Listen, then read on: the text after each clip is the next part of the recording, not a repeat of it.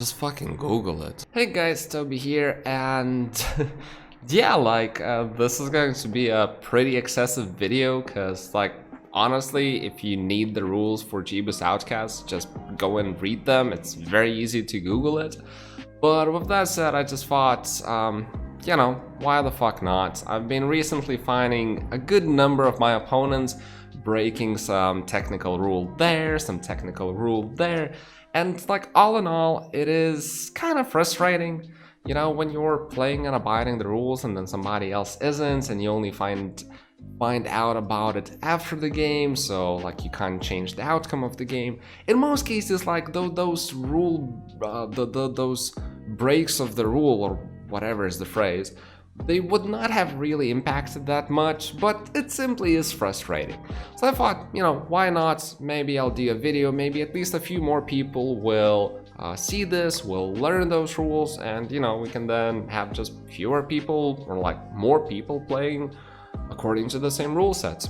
So yeah, that's my thoughts. Let's jump into it then. Okay, so Jebus Outcast, the main rules, and there are some things that are kind of accepted by the community, I suppose. They're not, these hard rules. There's some disconnection between the official rule book and how officially people play, so let's just get on with it.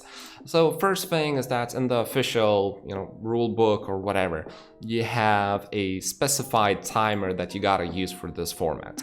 So it's 1 minute per start, 1 minute per turn, and 15 seconds per combat.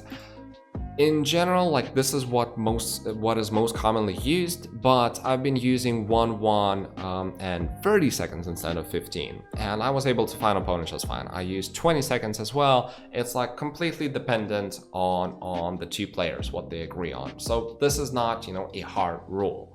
Another thing worth mentioning is simultaneous turns. So very similar deal. It's again whatever you guys agree with. You can go with 1-4-1, which is the recommended, or I guess the rule that's official. But some high rating players I saw, they use 1-3-5 because they kept on interrupting the simultaneous turns. Some maybe lower rating people use 2-1-1 to save some time because they don't meet each other sooner. So this is completely up to you. This is not a hard rule. Now, going into the actual game, I'm just gonna turn off the timer for showcasing purposes. So the other things worth mentioning is another sort of rule that isn't exactly enforced, I suppose, is not used by everyone. One of the rules in the rulebook states that the final battle must happen before 3-2-2, so third month, second week, second day. And if it doesn't happen, then whoever is holding the middle town wins. In practice, it pretty much never goes to 3 months. If it goes, again, this is such a unique situation that nobody really follows through it. So if it goes, it's kind of up to, whatever players agree to. And usually there won't be any agreement because this is such a extreme situation. Another thing that is kind of pretty negligible or minor, there's a few cases where you can ask for a technical reset. So, restart the match. These should happen on day 1 as well. And there's basically a few sort of bugs that can happen in this template. One of them is when the first time when your main road splits, so the road from your main. So in my case, it splits 1 step out of my main, so it's all good. But it is possible for a map to be generated where it only splits up 1,500 moves away. So it's not even this far, it's super far away. Somewhere like this, as I understand. So if your road splits up into 2 separate roads, only after walking this far, you can ask for a technical reset, because this is kind of bullshit. There's also a case where you get some sort of a break guard blocking one of your roads. So as I understand, a break guard, the size of, lots of Hydras on day 1, you can also ask for a technical reset. But from all the games, and I've played probably more than 100 of games of Jebus Outcast in this version alone, I've never seen any of these two cases, so these are very, very extreme. Now, with that said, let's quickly go through the resets. This is not something, like, this is kind of the opposite of let's say, the final battle rule.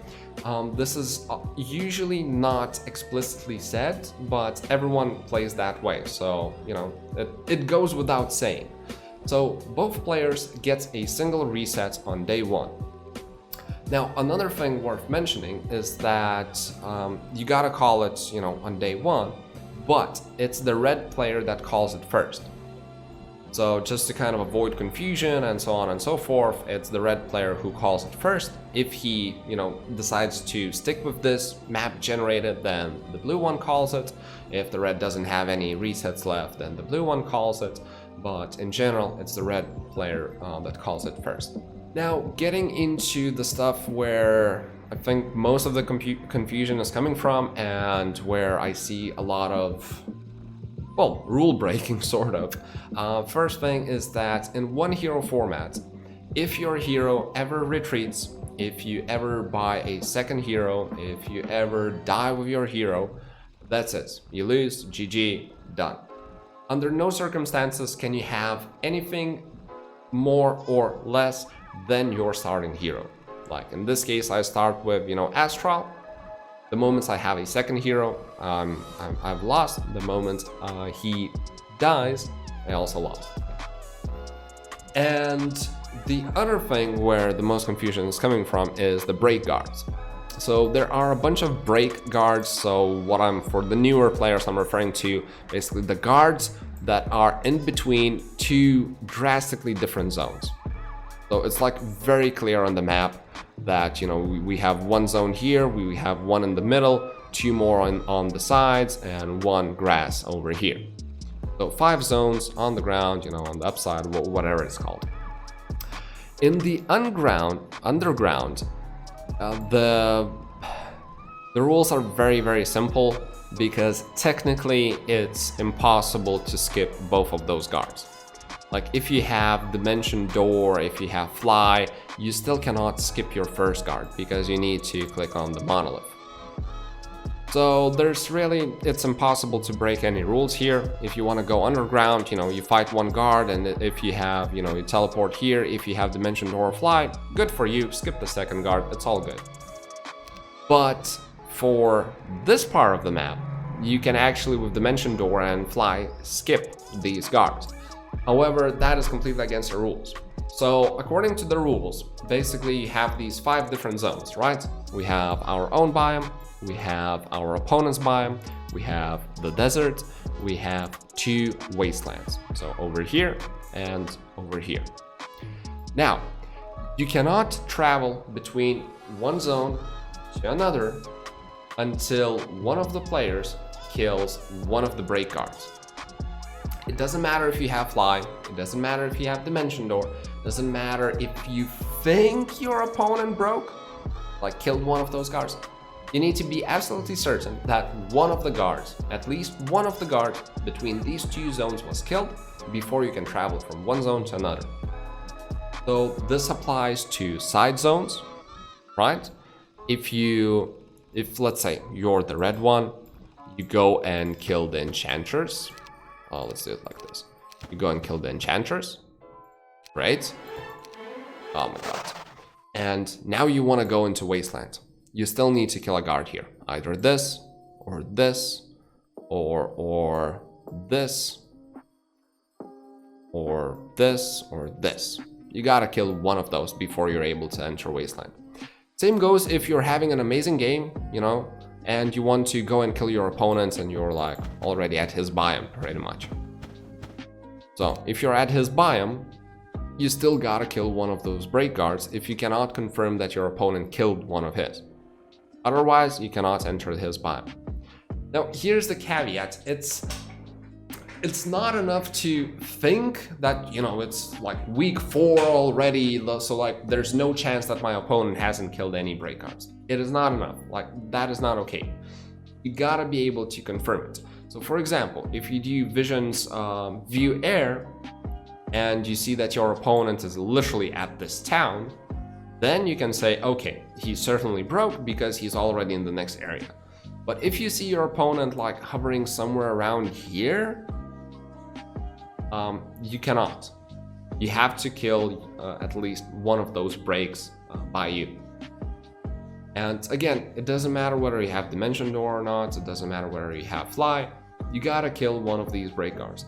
In most cases, it is pretty inconsequential. Like, you know, if you have Dimension Door and Fly already, you probably have stats, you probably have army, you probably won't have any issues whatsoever killing this guard. But it does take you a bit of extra time, which could mean something, and at the end of the day, like, these are the rules that we all agree to. It would be too much hassle to explicitly go through every single thing before each match with every single player. So this is the standard set of rules that everyone agrees to, and like, this is how we play. So it is extremely frustrating when some people just decide, you know, this guard is so easy, like I don't even need to kill it, I'm just gonna Dimension Door over it.